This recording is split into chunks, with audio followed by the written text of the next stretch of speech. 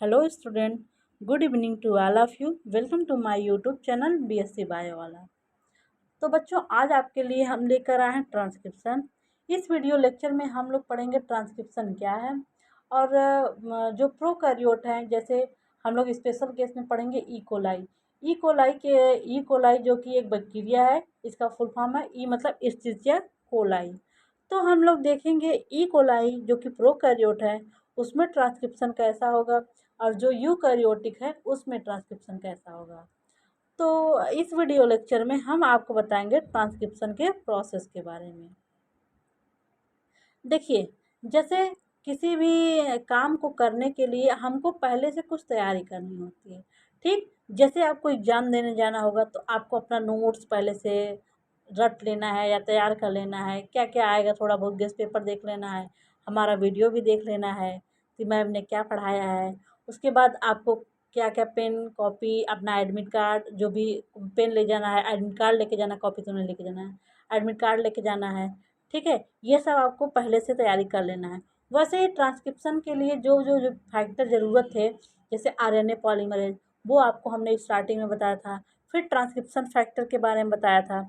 ये सब इसके पहले से जो तैयारियां थी हमने आपको करवा दिया था। तो इस ट्रांसक्रिप्शन वाले इस लेक्चर में हम आपको बताएंगे ट्रांसक्रिप्शन कैसे होता है और ट्रांसक्रिप्शन प्रोसेस में क्या क्या ज़रूरत होता है, आरएनए पॉलीमरेज और ट्रांसक्रिप्शन फैक्टर। देखिए, ट्रांसक्रिप्शन फैक्टर और मशीनरी के बारे में हमने लास्ट लेक्चर में डिस्कस किया था। जिन बच्चों ने उस लेक्चर को अटेंड नहीं किया है वो जाके उस लेक्चर को फटाफट देख लें, वरना थोड़ा सा आपको डिफ़िकल्ट होगा इस लेक्चर को समझने में। जो ट्रांसक्रिप्शन फैक्टर था उसमें हमने आपको बताया था यूकैरियोटिक के केस में ये 5 प्रकार के थे। ये था डी भी था, बी था, ई था, एफ था और एस था, जो कि जो यूकैरियोटिक ट्रांसक्रिप्शन है उसको रेगुलेट करते हैं। और जो प्रोकैरियोटिक था उसमें हमने बताया था आपको जो उसका ट्रांसक्रिप्शन फैक्टर था वो आरएनए पॉलीमरेज के साथ कैसे मिलके कार्य करता है। हमने मशीनरी में आपको बताया था एक्टिवेटर और रिप्रेसर। एक्टिवेटर क्या करता था, वो ट्रांसक्रिप्शन फैक्टर और आरएनए पॉलीमरेज को प्रमोटर पे बाइंड करने देता था और जो तो ये जीन हमारा ऑन हो जाता था और ट्रांसक्रिप्शन होता था। लेकिन रिप्रेसर क्या करता था, वो जीन को ऑफ कर देता था। क्या करता था, जीन को ऑफ कर देता था, क्योंकि यह आरएनए पॉलीमरेज और ट्रांसक्रिप्शन फैक्टर को प्रमोटर साइट पे बाइंड नहीं करने दे रहा था, इसलिए प्रोटीन से ट्रांसक्रिप्शन नहीं हो रहा था, मतलब ये एमआरएनए का फॉर्मेशन नहीं हो रहा था। तो ओवरऑल आपको अगर मशीनरी और ट्रांसक्रिप्शन फैक्टर के बारे में नहीं पता हो तो प्लीज़ आप जाइए उस लेक्चर को अटेंड करिए। अच्छा हाँ, और इसके प्रीवियस लेक्चर में हमने आपको आरएनए पॉलीमरेज के भी बारे में बताया था। आरएनए पॉलीमरेज के बारे में हमने ये बताया था आपको, जो प्रोकैरियोट हमारा होगा उसमें एक ही टाइप का आरएनए पॉलीमरेज होगा, उसको बोलेंगे होलो एंजाइम। जो होलो एंजाइम था उसके भी 2 यूनिट थे, ये होलो एंजाइम होगा, सिग्मा फैक्टर और कोर एंजाइम। ठीक बच्चा, सिग्मा फैक्टर था और कोर एंजाइम। हमने बताया था ये 5 पॉलीपेप्टाइड चेन का बना था, जिसमें कोर एंजाइम में 2 अल्फ़ा था, बीटा था, बीटा डैश था, इसमें एक सिग्मा फैक्टर था। कोर एंजाइम क्या करता था, जैसे ये डबल हेलिकल ये डीएनए था, इसके ये इस सॉरी ये डीएनए था, इसमें ये जो बॉन्ड था उस बॉन्ड को ये कोर एंजाइम ब्रेक कर रहा था। जो हाइड्रोजन बॉन्ड था वो कोर एंजाइम वहाँ ब्रेक करता था और जो सिग्मा फैक्टर था वो प्रमोटर को पहचानता था। क्या प्रमोटर को पहचानता था। प्रमोटर क्या है, एटी रिच रीजन है। क्या है, एटी रिच रीजन है। क्यों प्रमोटर एटी रिच रीजन हो जाता है, इसका रीजन हम आपको आगे बताएंगे और हमने पिछले लेक्चर में बताया है। क्योंकि जो एटी रिच रीजन होता है उसमें दो ए और टी के बीच 2 हाइड्रोजन बॉन्ड होते हैं। जिस एडेनिन और थाइमिन होता है उसके बीच 2 हाइड्रोजन बॉन्ड होता है। ग्वानिन और साइटोसिन के बीच 3 हाइड्रोजन बॉन्ड होता है। तो अच्छा आप बताइए, 2 हाइड्रोजन बॉन्ड को तोड़ने में कम एनर्जी लगेगी या फिर 3 हाइड्रोजन बॉन्ड की? तो आपका आंसर होगा मैम, 2 हाइड्रोजन बॉन्ड को तोड़ने में कम एनर्जी हमारी लगेगी। इसलिए जो प्रमोटर रीजन होता है जिसको सिग्मा फैक्टर पहचानता है और जहाँ पे आरएनए पॉलीमरेज और ट्रांसक्रिप्शन फैक्टर बाइंड करते हैं वो एटी रिच रीजन होते हैं। क्यों एटी रिच रीजन होते हैं? क्योंकि एडेनिन और थायमिन के बीच जो दो बाड होता है वो 2 हाइड्रोजन बाड होता है, जिसको तोड़ने में कम एनर्जी की आवश्यकता होगी। मतलब ये बॉन्ड इजीली ब्रेक हो जाएंगे। क्या होंगे? इजीली ब्रेक हो जाएंगे। तो आपको एक ओवरऑल इंट्रो हमने बता दिया है। आपको हम इसी जो हमने इंट्रो बताया इसी के इर्द गिर्द चीज़ें आपको हम बताएंगे। देखिए, चाहे प्रोकैरियोट हो और यूकैरियोटिक हो ना, उसमें ट्रांसक्रिप्शन प्रोसेस में 3 प्रोसेस होते हैं। पहला होगा इनिशिएशन, मतलब ट्रांसक्रिप्शन का स्टार्ट होना। दूसरा होगा इलांगेशन, तीसरा होगा टर्मिनेशन। ये तीनों प्रोसेस चाहे प्रोकैरियोट हो चाहे यूकैरियोट हो, तीनों प्रोसेस दोनों में कॉमन होंगे। आइए हम देखते हैं डिफिनीशन क्या है ट्रांसक्रिप्शन का। डिफिनेशन देखिए, transcription is a process in which formation of mRNA occurs with the help of RNA polymerase and DNA template. अच्छा, ट्रांसक्रिप्शन का हमने डिफिनेशन लास्ट लेक्चर में ही बताया था। उसमें हमने बताया था एक ये डीएनए है, इससे mRNA का बनना ही ट्रांसक्रिप्शन है। क्या? डीएनए से mRNA का बनना ही ट्रांसक्रिप्शन है। इस लेक्चर में हम लोग देखेंगे कैसे डीएनए से mRNA बनता है। ठीक, डेफिनेशन देखिए, transcription is a process in which formation of mRNA occurs with the help of RNA polymerase and DNA template. अच्छा हम बताते हैं आपको डीएनए टेम्पलेट क्या है। जैसे एक ये दोनों स्ट्रैंड होगा डीएनए का, हमने खोल के इसको दिखाया है। ये 3' to 5' है, ये 5' to 3' है। देखिए, जो हमारा ये 5' to 3' होगा यही हमारा टेम्पलेट होगा, इसी पे आरएनए बनेगा। इसी को template ORR sense strand ORR codon strand बोलेंगे। क्योंकि जो आरएनए होता है वो 3' to 5' होता है, इसलिए हमारा जो आरएनए होगा इसी 5' to 3' स्ट्रैंड पर बनेगा, इसीलिए इसको सेंस स्ट्रैंड बोलते हैं। In prokaryote, transcription occurs in cytoplasm, but in eukaryote, transcription occurs in nucleus। जैसा कि हमने आपको हमने तो इसमें इस वाले यूनिट में आपके सेमेस्टर में नहीं पढ़ाया है। हमने फर्स्ट सेमेस्टर में आपको सेल के बारे में पढ़ाया है और इस टाइम चल भी रहा है लेक्चर सेल का। तो जिन बच्चों को सेल का नॉलेज नहीं हो, सेल थोड़ा कम समझ में आई है, तो आप प्लीज़ जाइए फर्स्ट सेमेस्टर का सेल वाला लेक्चर आप देखिए, आपको बहुत ही अच्छा लगेगा। उसमें हमने प्रोकैरियोटिक सेल में बताया था कंपार्टमेंटाइजेशन एब्सेंट होता है, ठीक, और यूकैरियोटिक सेल जो था उसमें कंपार्टमेंटाइजेशन प्रेजेंट होता है। और प्रो मतलब प्रिमिटिव और कैरियन मतलब न्यूक्लियस। जो प्रोकैरियोटिक सेल था हमने उसमें बताया था उसमें न्यूक्लियस नहीं था और यूकैरियोटिक सेल में न्यूक्लियस था। तो प्रोकैरियोटिक सेल में न्यूक्लियस एब्सेंट होने के कारण वहाँ होकर इनका ट्रांसक्रिप्शन कहाँ होगा? साइटोप्लाज्म में। और यूकैरियोटिक सेल थे उसमें वेल डेवलप्ड न्यूक्लियस पाया जाता है, इसलिए इनका ट्रांसक्रिप्शन प्रोसेस न्यूक्लियस में होता है। नेक्स्ट क्या है? In some viruses reverse transcription occurs in which DNA are form from mRNA। जैसे देखिए, डीएनए से mRNA का बनना क्या था? ट्रांसक्रिप्शन था। लेकिन अगर mRNA से डीएनए बन जाए तो रिवर्स ट्रांसक्रिप्शन हो गया। क्या हो गया? Reverse transcription.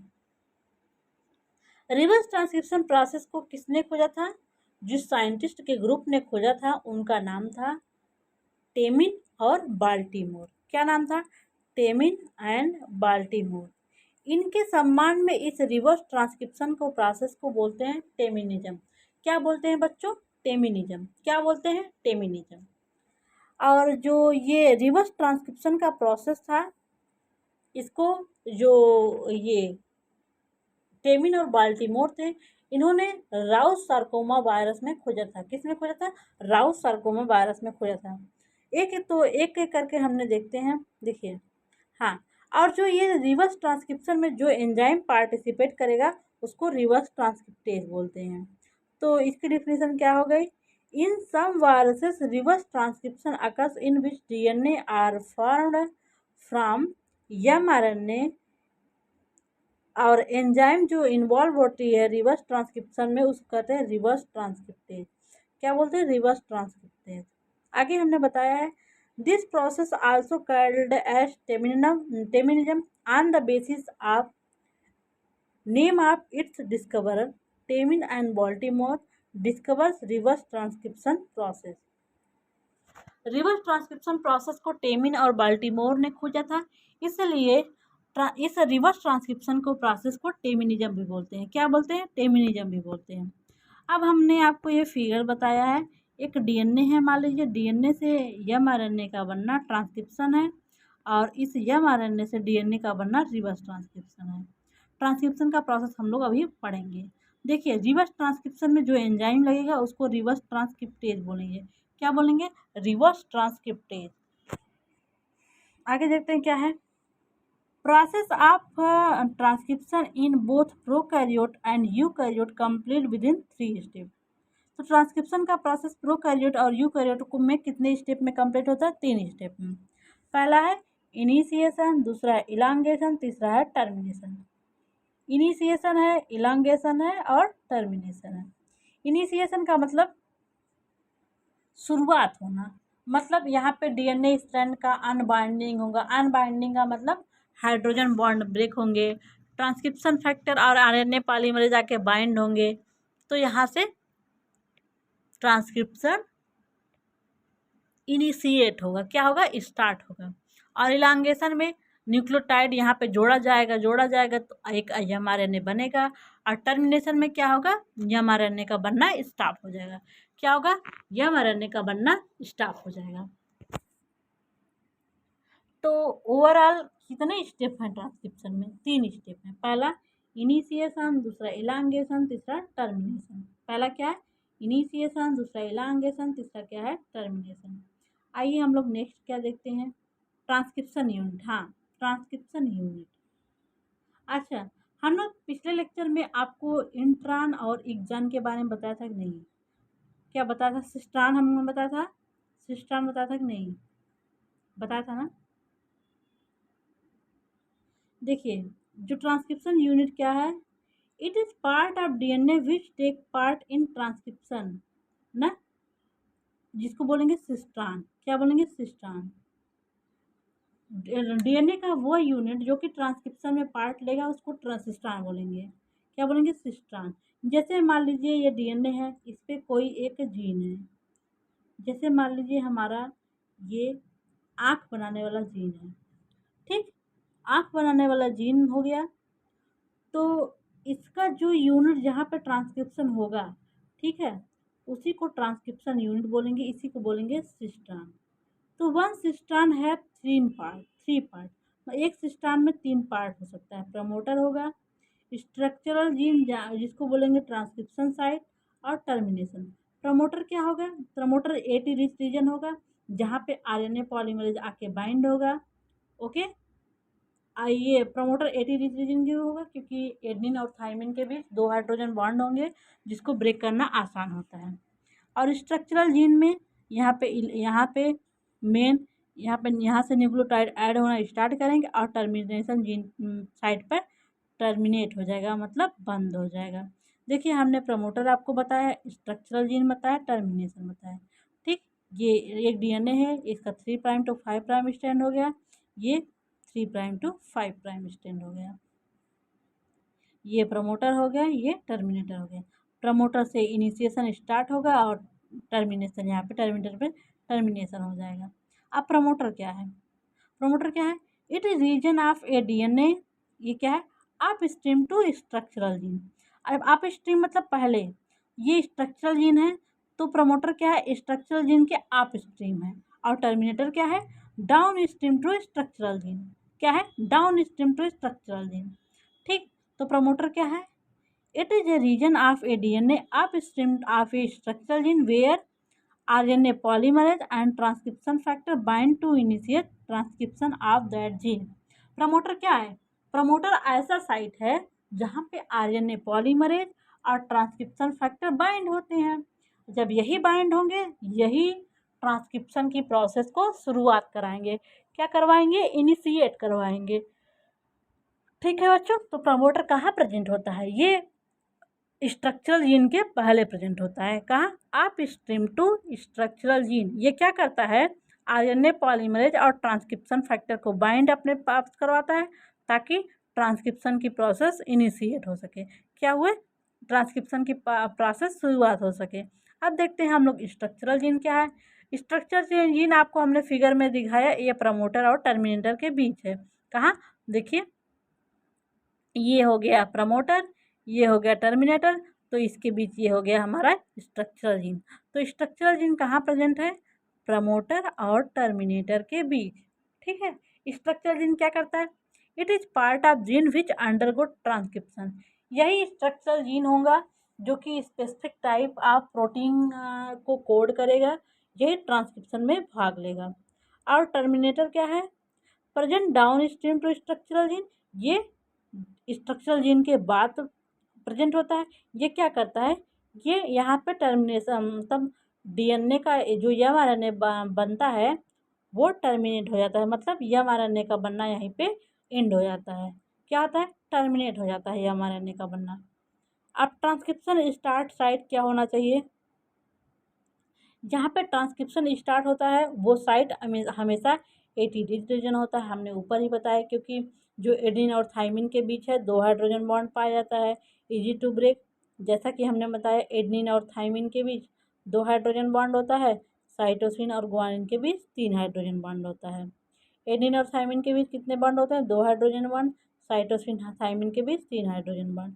तो 2 हाइड्रोजन बॉन्ड को ब्रेक करना आसान होता है, इसलिए जो ट्रांसक्रिप्शन स्टार्ट साइट है जहाँ पे ट्रांसक्रिप्शन स्टार्ट होगा वो एटीडी रीजन होता है।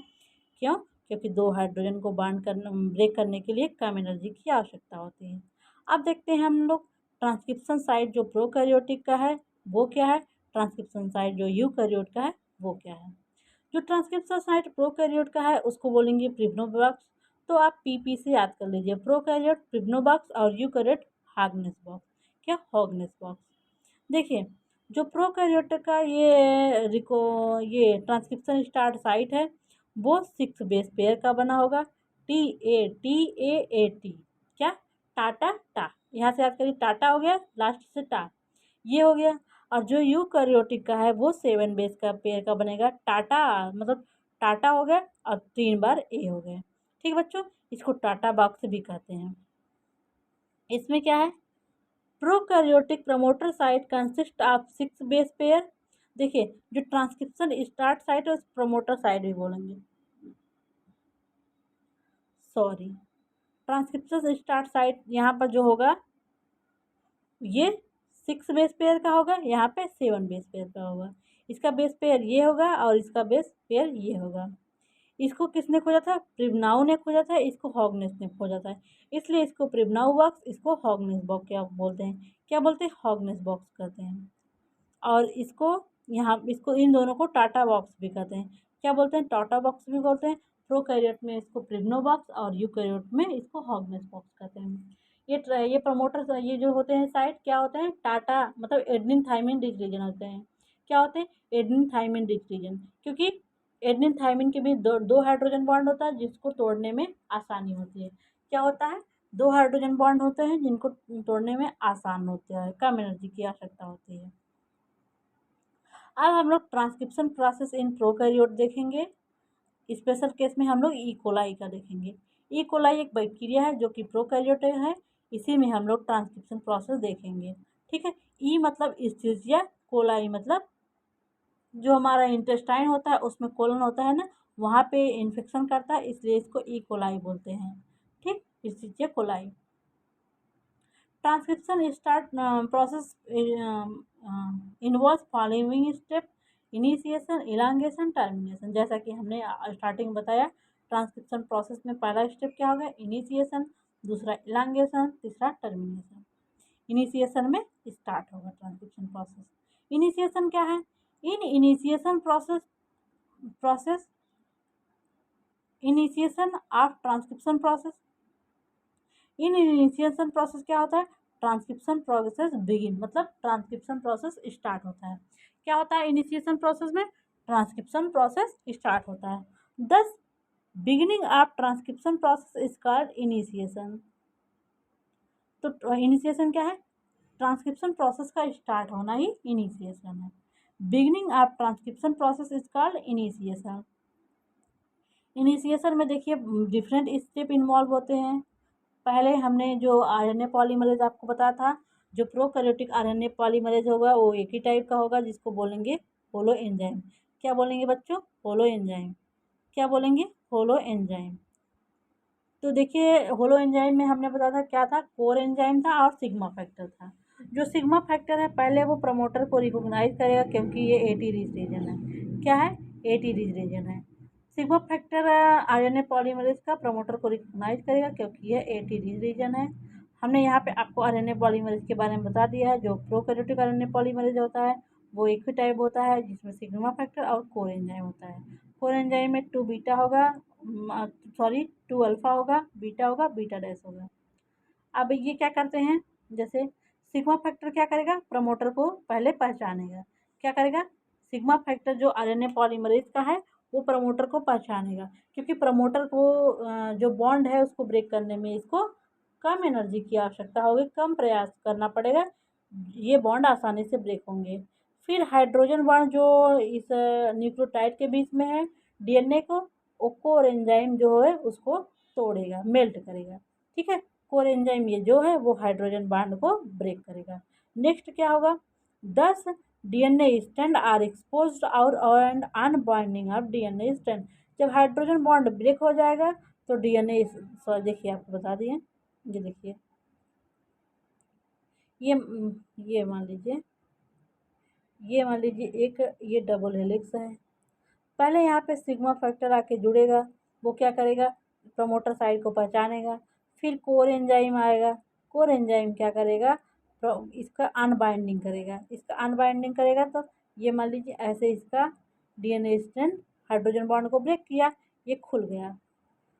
हमने यहाँ पे दिखाया है प्रमोटर रीजन इन प्रोकैरियोटिक, ये होता है 6 बेस पेयर का टी, इसको प्रिवनो बॉक्स कहते हैं।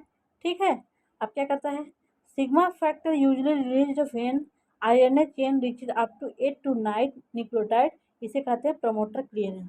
जो सिग्मा फैक्टर जुड़ा था, जो पहले पहचाना है प्रमोटर रीजन कहाँ है, वो वहाँ पे तब तक जुड़ा रहता है जब तक 8 से 9 राइबो न्यूक्लियोटाइड ऐड ना हो जाए। अगर ये पहले हट जाता है तो ट्रांसक्रिप्शन प्रोसेस स्टार्ट हो जाएगी, उसको बोलते हैं एबॉर्शन। ठीक है, तो ये सिग्मा फैक्टर कब रिलीज होता है, जब तक कि 8 से 9 न्यूक्लियोटाइड ना बन जाए तब तक। इसी को बोलते हैं प्रमोटर क्लियरेंस। मतलब अब क्लियर है कि ट्रांसक्रिप्शन प्रोसेस होगा। क्या है, अब क्लियर हो गया है कि ट्रांसक्रिप्शन प्रोसेस होगा, इसको बोलेंगे प्रमोटर क्लियरेंस। क्या बोलते हैं? Promoter clearance. नेक्स्ट क्या है, now core enzyme undergo elongation because sigma factor are release. अब कोर एंजाइम जो क्या करेगा, वो न्यूक्लियोटाइड को ऐड करेगा और आरएनए पॉलीमरेज बनता जाएगा, जिसको बोलेंगे इलांगेशन। अब नोट में हमने क्या दिया है, इफ लेस देन 8 से 9 nucleotide insertion by sigma factor result in dissociation of RNA called abortive initiation so no transcription. अगर जो सिग्मा फैक्टर है उसने 8 से 9 न्यूक्लियोटाइड नहीं जोड़ा है तो इनिशिएशन स्टॉप हो जाएगा, इसी को बोलते हैं एबार्टिव इनिशिएशन। क्या बोलते हैं? एबार्टिव इनिशिएशन। तो यहाँ पे इनिशिएशन स्टॉप हो जाएगा और नो ट्रांसक्रिप्शन, ट्रांसक्रिप्शन नहीं होगा, इन्हीं को बोलेंगे एबार्टिव इनिशिएशन। अब चेन इलांगेशन में क्या है,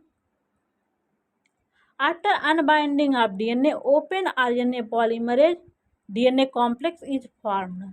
देखिए अनबाइंडिंग हो गया, जैसे ये अनबाइंडिंग हो गया डीएनए, तो यहाँ पे आरएनए पॉलीमरेज डीएनए कॉम्प्लेक्स बन जाएगा, क्योंकि ये ओपन हो चुका है। Open RNA polymerase DNA complex बन जाएगा और सिग्मा फैक्टर यहाँ से हट जाएगा। सिग्मा फैक्टर 8 से 9 न्यूक्लियोटाइड बनाने के बाद हट जाएगा। अब कोर एंजाइम का काम आ गया। अब कोर एंजाइम खटखट देखिए फटाफट ड्राइबो न्यूक्लियोटाइड ऐड करेगा on previously form 8 to 9 nucleotide in 5' to 3' direction on 3' to 5' direction template of DNA. जैसे हमने ये आपको बताया था, ये 3' हो गया, ये 5' हो गया, ये 5' हो गया, ये 3' हो गया।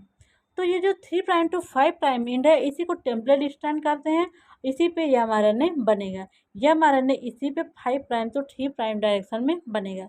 mRNA का हमेशा डायरेक्शन 5' to 3' होता है। तो कोर एंजाइम राइबोन्यूक्लियोटाइड को किस पे ऐड करेगा? डीएनए के 3' to 5' स्ट्रैंड पे ऐड करेगा इन 5' to 3' डायरेक्शन। ठीक है। The strand of DNA on which synthesis of mRNA take place called template strand overall sense strand. दो स्ट्रैंड होगा डीएनए का, एक 5' to 3' डायरेक्शन होगा, एक 5' to 3' डायरेक्शन होगा, एक 3' to 5' डायरेक्शन होगा। जिस स्ट्रैंड पर डीएनए का mRNA का सेंसेस होगा उसको बोलेंगे टेम्पलेट। और other strand which non involve in transcription process called non template overall antisense overall nonsense. देखिए जो ये स्ट्रैंड है 3' to 5', यही स्ट्रैंड हमारा सेंस स्ट्रैंड है, क्योंकि इसी पे हमारा mRNA बनेगा। और जो 5' to 3' है वो नॉन सेंस स्ट्रैंड है, वहाँ पे mRNA नहीं बनेगा। अब देखते हैं हम लोग टर्मिनेशन क्या है। Termination of mRNA sense occur at site of terminator. हमने आपको जैसा कि ऐसा वो ऊपर फिगर में बताया था,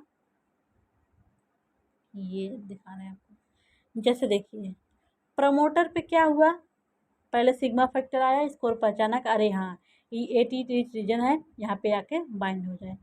तो प्रमोटर क्या करे, प्रमोटर पे देखिए जब ये सिग्मा फैक्टर आ गया, फिर कोर एंजाइम आके यहाँ के हाइड्रोजन बांड को खट खट खट तोड़ देंगे, तोड़ दिए ना।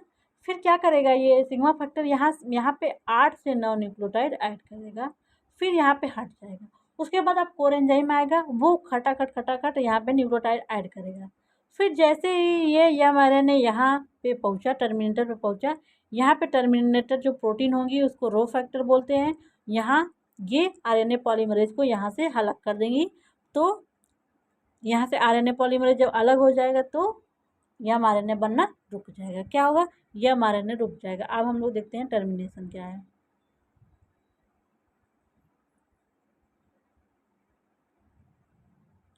देखिए termination of mRNA synthesis occur at site of terminator, जैसा कि हमने टर्मिनेटर के बारे में आपको बताया था।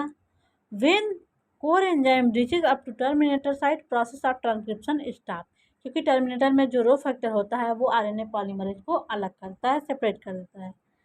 Eight this site core enzyme stop adding nucleotide to growing mRNA chain. इस साइट पे जो कोर एंजाइम है वो न्यूक्लियोटाइड को ऐड करना बंद कर देती है। फिर आगे क्या है, in case of prokaryotic rho factor requires for termination, rho factor stop the ability of core enzyme.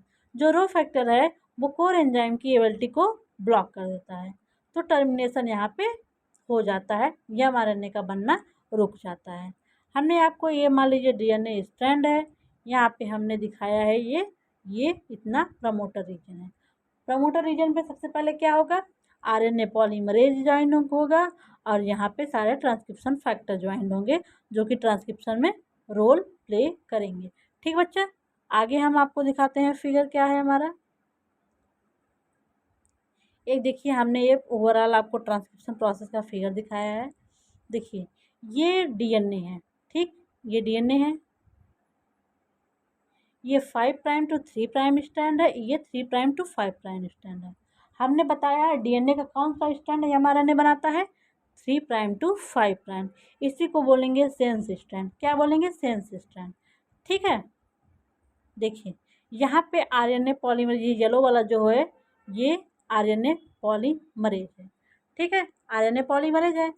फिर इसका ये एक्टिव साइट है, एक्टिव साइट पे ही mRNA बनना स्टार्ट करेगा। देखिए ये बन रहा है, इनएजेंट मतलब नया बना हुआ mRNA है।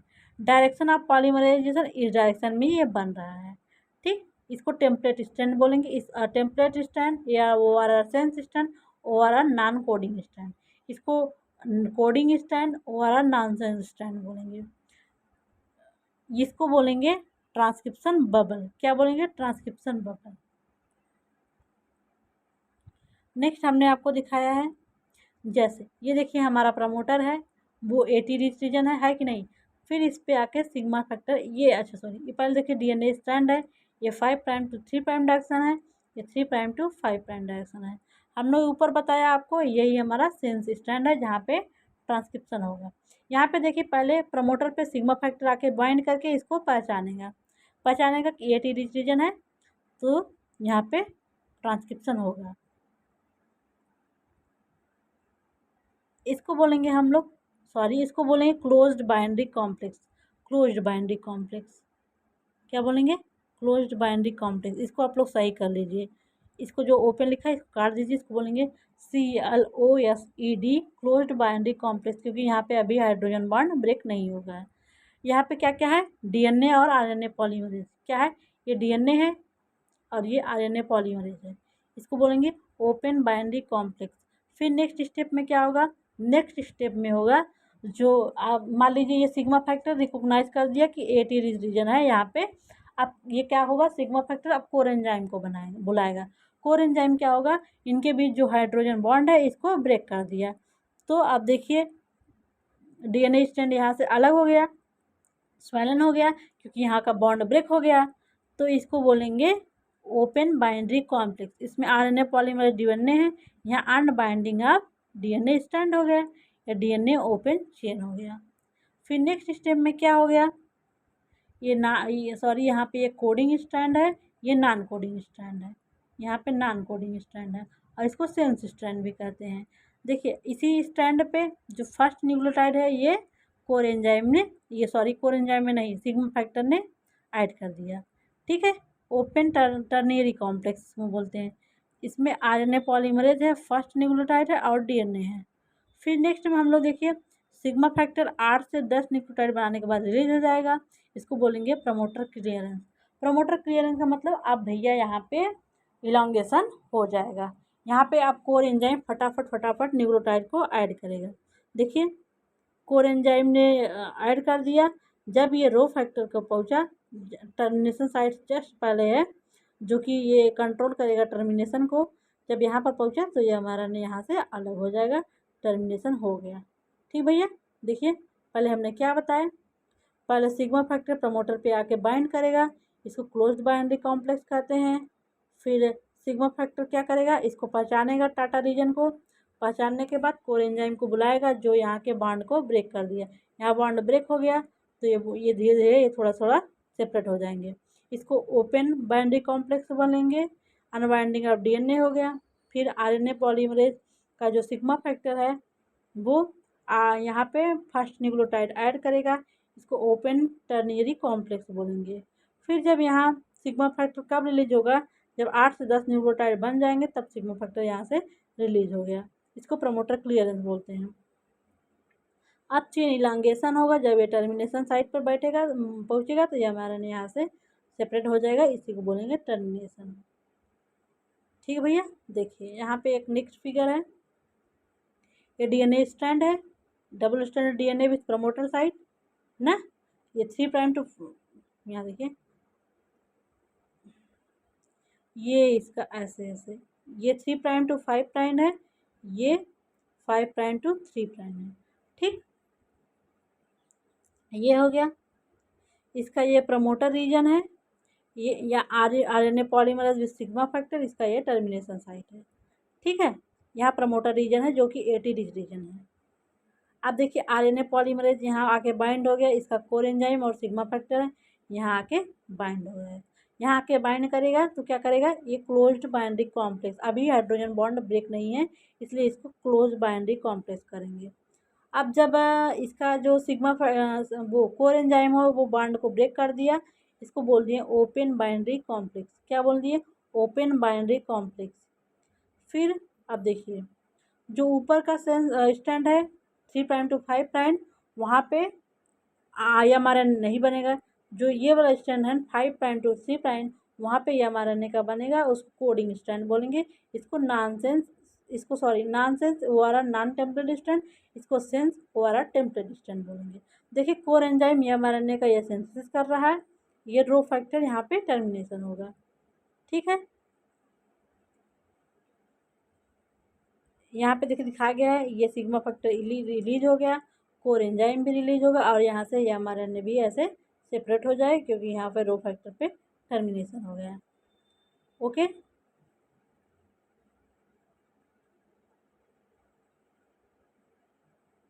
तो बच्चों ये पूरा हमने प्रोकैरियोटिक ट्रांसक्रिप्शन के बारे में बता दिया है। आपको अगर कोई समस्या हो आप तो कमेंट बॉक्स में कमेंट करके पूछ लीजिए।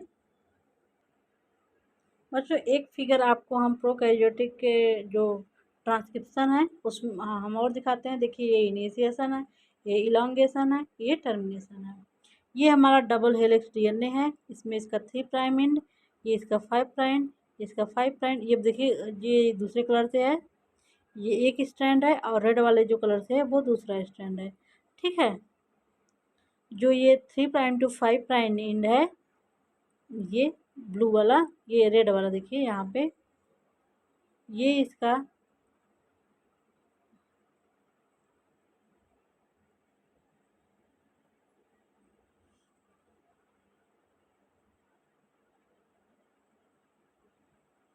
ये 2 स्ट्रैंड है। अब देखिए जो 3 प्राइम टू 5 प्राइम एंड है उसी पे हमारा ये आरएनए पॉलीमरेज आके बाइंड हो जाएगा।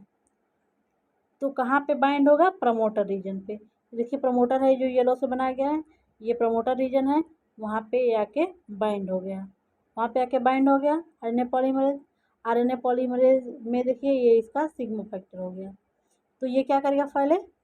पहले सिग्मा फैक्टर प्रमोटर साइट को पहचाना और यहाँ आरएनए पॉलीमरेज को बाइंड करा दिया।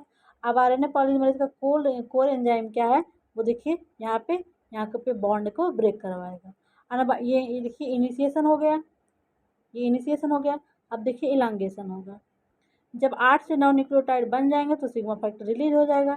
देखिए यहाँ पे ये टर्मिनेशन साइट है। ठीक है, टर्मिनेशन साइट है। ये हमारा आरएनए पॉलीमरेज है। आरएनए पॉलीमरेज आगे बढ़ता जाएगा, न्यूक्लियोटाइड को ऐड करता जाएगा। क्या करेगा? आरएनए पॉलीमरेज देखिए आगे बढ़ता जा रहा है।